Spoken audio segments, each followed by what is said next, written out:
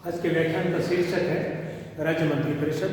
हमने केंद्रीय मंत्रिपरिषद के बारे में अध्ययन हम कर चुके हैं। आज हम करेंगे राज्य मंत्रिपरिषद के बारे में अध्ययन। तो राज्य मंत्रिपरिषद भारत के राज्यों में भी संसदीय शासन प्रणाली अपनाई गई है।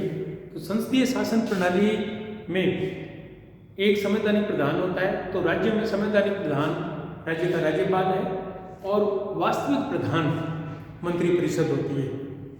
इसलिए संविधान के अनुच्छेद 163 में कहा गया है कि उन बातों को छोड़कर जिनमें राज्यपाल स्वविवेक से कार्य करता है, अन्य कार्यों के निर्वहन में उसे सहायता प्रदान करने के लिए एक मंत्रिपरिषद होगी जिसका प्रधान मुख्यमंत्री होगा।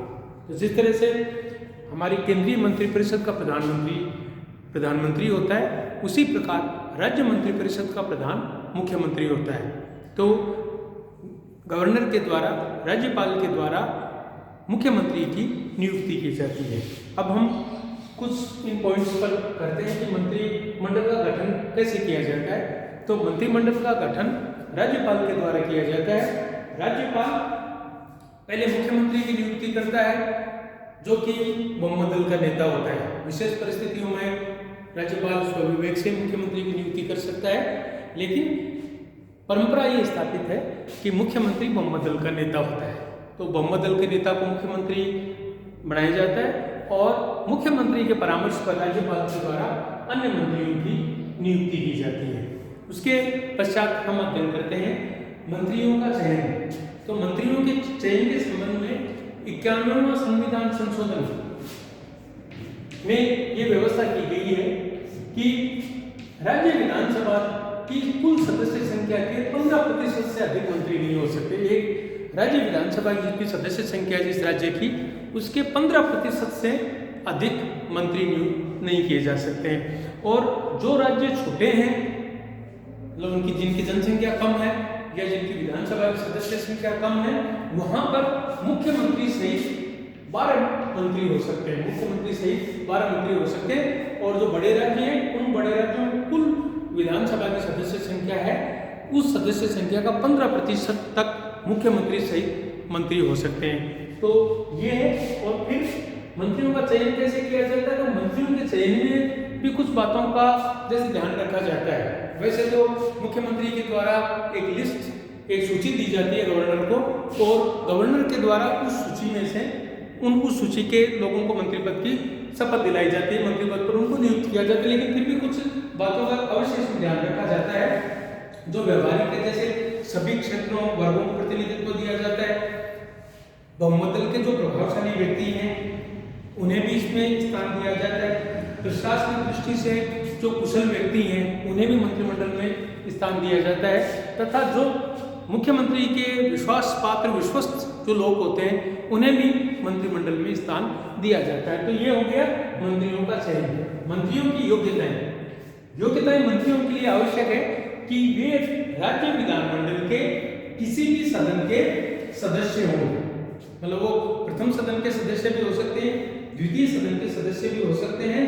लेकिन यदि नियुक्ति के समय कोई व्यक्ति विधानमंडल के किसी भी सदन का सदस्य नहीं है, तो उसे 6 माह में विधानमंडल की सदस्यता लेनी आवश्यक है। और यदि वो 6 माह में विधानमंडल का सदस्य नहीं बन पाता है, तो फिर उसका पद रिक्त समझा जाता है। तो मंत्री की योग्यता है कि उसे विधानसभा का, किसी भी विधानमंडल के किसी भी सदन का वो सदस्य हो। कार्यकाल और वेतन भत्ते। अधिकतम मंत्रिपरिषद का वैसे जो कार्यकाल है वो 5 वर्ष है। लेकिन कुछ और भी बातें हैं कार्यकाल के संबंध में कि जब तक विधानसभा का बहुमत है तब तक ही मंत्रिपरिषद चल सकती है।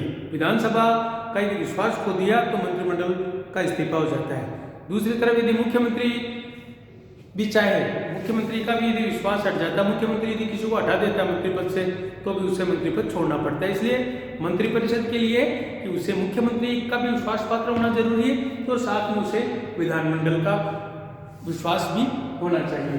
वेतन भत्ते, मंत्रियों के वेतन और जो भत्ते हैं वो विधानमंडल के द्वारा तय किए जाते हैं। फिर है मंत्रिपरिषद की कार्यप्रणाली के संबंध में ये है कि एक सप्ताह में मंत्रिपरिषद की एक बैठक होती है। मुख्यमंत्री के बैठक की अध्यक्षता की जाती है। कोई गणपूर्ति नहीं है। मुख्यमंत्री के द्वारा एक से अधिक बैठक भी विशेष परिस्थितियों में बुलाई जा सकती है और सभी जो मुद्दे होते हैं, जो एजेंडा होता है, मुख्यमंत्री के द्वारा तय किया जाता है, उसके ऊपर बात की जाती है। और कार्यवाही के दो प्रमुख नियम हैं, एक सामूहिक उत्तरदायित्व है और एक गोपनीयता। सभी कार्यों के लिए संयुक्त रूप से जिम्मेदारी होती है मंत्रिपरिषद की और मंत्रियों को गोपनीयता बरकरार रखना भी जरूरी है। अब हम चर्चा करते हैं मंत्रिपरिषद की शक्तियां और कार्य। मंत्रिपरिषद के द्वारा राज्य शासन की नीति निर्धारित की जाती है। कोई सा भी विभाग हो, चाहे गृह विभाग हो, चाहे शिक्षा विभाग हो, चाहे स्वास्थ्य विभाग हो, इनके संबंध में जो नीतियों का निर्धारण है, वो नीतियों का निर्धारण संयुक्त रूप से मंत्रिपरिषद के द्वारा किया जाता है। दूसरा है उच्च पदों की नियुक्ति के संबंध में राज्यपाल को परामर्श। उच्च पदों के ऊपर नियुक्तियां राज्यपाल के द्वारा की जाती है। जैसे उच्च पद हैं, जैसे राज्य लोक सेवा आयोग के अध्यक्ष हैं, राज्य लोक सेवा आयोग के सदस्य हैं, राज्य के महाधिवक्ता है। इन पदों पर नियुक्तियां राज्यपाल के द्वारा की जाती है, लेकिन ये नियुक्तियां राज्यपाल मंत्रिपरिषद के परामर्श के आधार पर करता है। तो मंत्रिपरिषद उच्च पदों की नियुक्ति के संबंध में राज्यपाल को परामर्श देती है। तीसरा कार्य है विधानमंडल में शासन का प्रतिनिधित्व। विधानमंडल में मंत्रिमंडल के द्वारा शासन का प्रतिनिधित्व किया जाता है। जो सदस्य मंत्रियों से प्रश्न पूछते हैं, उनकी आलोचना करते हैं, तो मंत्रियों को अपना पक्ष रखना पड़ता है। इन प्रश्नों का उन्हें उत्तर अवश्य देना पड़ता है। तो इस तरह से विधानमंडल में भी शासन का प्रतिनिधित्व मंत्रिमंडल के द्वारा किया जाता है। फिर है कानून निर्माण का कार्यक्रम निश्चित करना। विधानसभा का जब सत्र शुरू होता है, उससे पहले ही मंत्रिमंडल में तय कर लिया जाता है कि इस सत्र में जो है कौन कौन से विधेयक प्रस्तुत किए जाएंगे, उन विधेयकों का क्या क्रम होगा। तो इस तरह से कानून निर्माण का जो समस्त कार्यक्रम है, वो कार्यक्रम भी मंत्रिमंडल के द्वारा ही तय किया जाता है। और केवल कार्यक्रम ही तय नहीं किया जाता है, अब में अपने बहुमत के बल पर मंत्रिमंडल के द्वारा उन विधेयकों को विधानसभा से पारित भी करवाया जाता है। फिर है बजट तैयार करवाना। राज्य का बजट वित्त मंत्री के द्वारा तैयार किया जाता है। वित्त मंत्री के द्वारा तैयार किया जाता है, लेकिन उस बजट के संबंध में भी जो निर्णय है, वो निर्णय मंत्रिमंडल की बैठक में लिए जाते हैं और वित्त मंत्री के द्वारा बाद में बजट प्रस्तुत किया जाता है। और बजट पारित करवाना भी मंत्रिपरिषद के लिए आवश्यक है, क्योंकि बजट पारित न होने पर मंत्रिमंडल को भी इस्तीफा देना पड़ता है। इसलिए अपना बहुमत के बल पर उन्हें बजट भी पारित करवाना होता है। तो इस तरह से हमने देखा है कि मंत्रिपरिषद को विभिन्न प्रकार के कार्य करने पड़ते हैं। धन्यवाद।